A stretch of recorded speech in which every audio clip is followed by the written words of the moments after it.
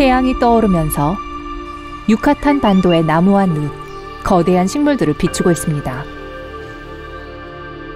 6,600만 년 전, 중생대 말기입니다. 이 평화로운 세계는 산만큼 큰 돌덩어리가 시속 64,000km 이상의 속도로 지구로 다가오고 있다는 사실을 아직 모르고 있습니다. 시간이 지나면서 점점 더 커지고 있는 불덩이처럼 보여요. 얼마 지나지 않아 이미 태양보다 더 크게 보입니다. 선사시대 지구를 거닐던 공룡들은 왜 목숨을 구하기 위해 도망치고 숨어야 하는지 모릅니다. 그래도 도움이 되지 않겠지만요. 소행성은 엄청난 힘으로 지구에 충돌합니다. 지각을 뚫고 수 킬로미터 깊이를 통과할 때까지 움직임을 멈추지 않습니다. 그 충격으로 너비가 161km가 넘는 분화구가 생깁니다. 수천 입방킬로미터의 고체 암석이 순식간에 증기로 변합니다. 이 충돌은 1년의 자연재해를 유발하고 지구 생명의 80%를 멸종시킵니다. 공룡을 멸종시킬 바로 그 소행성이에요. 모든 생명체들은 충돌 현장을 직접 볼 수 있을 만큼 가까이 있습니다. 단 몇 초 만에 사라졌지만요. 충돌은 매우 강력했어요. 충돌 분화구 가까이에 있는 땅은 수천 미터의 뜨거운 재, 모래, 돌 무더기로 뒤덮였습니다. 9초 후 주변 수킬로미터 내에 있는 풀, 나무, 관목 숲 등이 불길에 휩싸입니다. 충돌 후 몇 분 안에 불타지 않고 살아남은 것은 이제 물속에 잠깁니다. 일부 지역에서는 쓰나미 파도가 305m 높이에 달합니다. 지진은 지구를 흔들기 시작합니다. 지진의 위력은 지난 2세기 동안 지구에서 일어난 모든 지진의 세기와 맞먹습니다. 그 모든 지진이 동시에 일어난 것처럼 말이죠. 충돌 후 1시간도 채 되지 않아 그 지역의 돌풍이 시속 965km의 속도로 휘몰아칩니다. 그것은 남아있던 모든 것을 날려버리고 수 킬로미터에 걸쳐 그 파편을 흩뿌립니다. 충돌이 있었던 지역에서 약간 떨어진 곳에서 하늘이 눈에 띄게 어두워지기 시작합니다. 별똥별처럼 보이는 것은 사실 지구 위로 다시 떨어지는 잔해입니다. 불길한 붉은빛을 내며 잔해는 지구의 대기로 재진입하여 적외선을 방출합니다. 충돌 후 첫 시간 동안 하늘은 거의 완전히 어둡습니다. 나중에 밝아지기 시작합니다. 아주 천천히 말이죠. 이후 몇 년 동안은 흐린 날과 황혼 같은 날들이 계속될 거예요. 많은 식물들이 어둠과 햇빛의 부재를 견뎌내지 못합니다. 재는 몇 달 동안 공기 중에 남아있어요. 그래서 비가 오면 빗물이 매우 높은 산성이 됩니다. 화재가 계속됩니다. 오존층을 파괴하는 수많은 독소를 생산합니다. 이렇게 한동안 계속될 거예요. 지구는 힘든 시기를 겪고 있습니다. 현재 지구 주위를 돌고 있는 3만 개 이상의 물체가 잠재적으로 지구를 타격할 수 있어요. 나사는 그중 약 1,500개를 잠재적 위험성이 있는 것으로 여깁니다. 이 우주 암석들은 약 46억 년 전에 태양계가 형성된 후 남은 잔해들입니다. 이 물체 중 하나가 지구와 충돌한다면 그 결과는 예측할 수 없을 거예요. 유리가 부서지고 창문이 깨지는 것에서부터 지구상의 모든 생명체가 멸망하는 것까지 매우 다양할 수 있어요. 불행히도 우리의 경우 두 번째 결과가 더 가능성이 있을 것 같습니다. 2004년 천문학자들은 지구에 접근하는 거대한 소행성을 발견했습니다. 최초의 관측에 따르면 이 우주 암석이 지구에 충돌할 확률은 3%에도 약간 못 미친다고 했어요. 이 소행성의 이름은 아포피스입니다.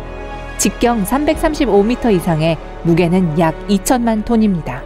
정확히 2029년 4월 13일 금요일에 하늘을 가로지를 예정입니다. 아포피스는 지구 표면에서 3500km 떨어진 곳에서 지나갈 거예요. 과학자들은 이 불청객이 지구와 충돌하지 않을 거라고 거의 확신하고 있습니다. 오히려 이 우주 물체를 가까이서 볼 수 있다는 가능성에 매우 흥분하고 있어요. 과학자들뿐만 아니라 최대 20억 명의 사람들이 이 소행성이 지나가는 것을 육안으로 볼 수 있을 것입니다. 하지만 이 우주 암석이 2029년에 지구를 살짝 비켜간다고 해서 7년 후인 2036년에 다시 돌아오지 않을 거라는 뜻은 아닙니다. 그리고 그때 지구 생명체가 종말을 맞을 수 있어요. 지구의 중력 당김이 소행성을 더 가깝게 할 가능성이 높아요. 그래서 거의 10년 후에 다시 돌아오면 더 가까운 충돌 경로에 놓이게 될 것입니다. 그렇다면 아포피스나 그 크기의 다른 소행성이 지구에 충돌하게 되면 어떤 일이 일어날까요? 소행성은 시속 1600km 이상의 속도로 지구로 돌진합니다.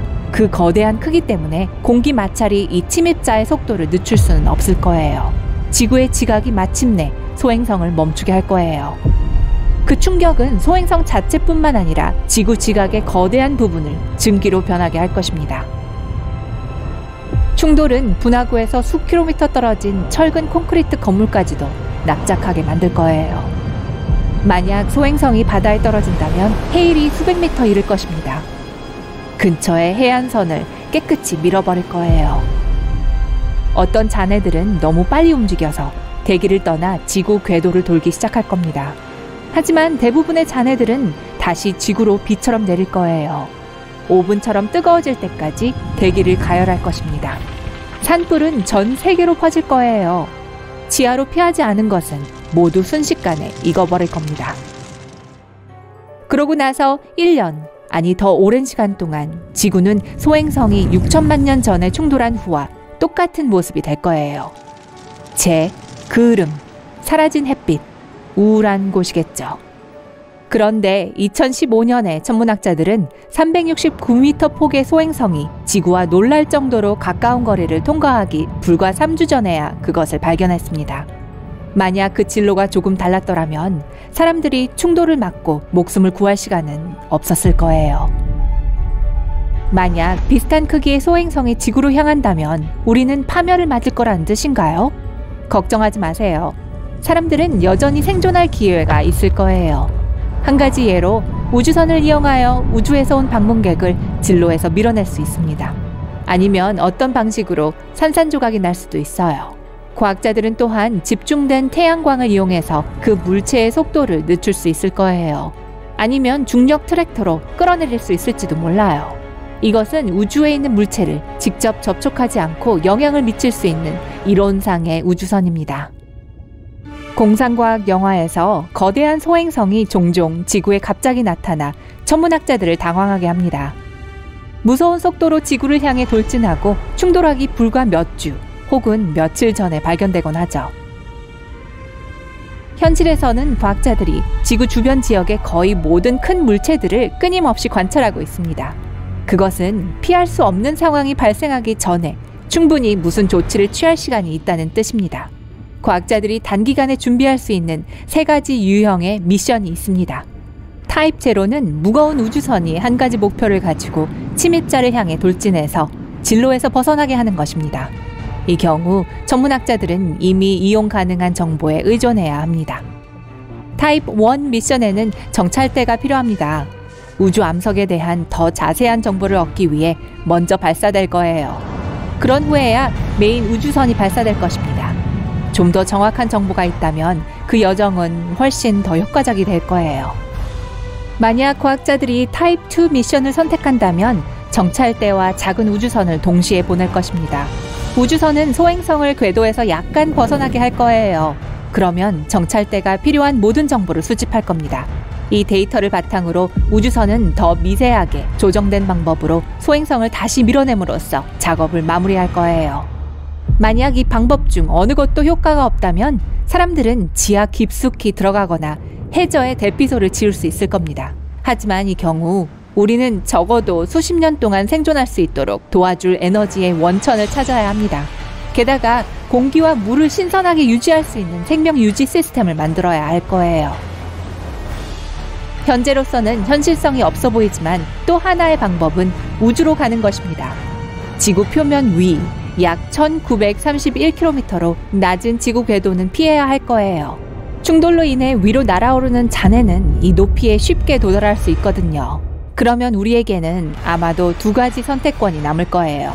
달 아니면 화성이죠. 안타깝게도 현재로서 우리는 자급자족할 수 있는 우주 식민지를 건설하는 법을 모릅니다. 그리고 그것을 알아낼 시간이 얼마 남지 않았어요.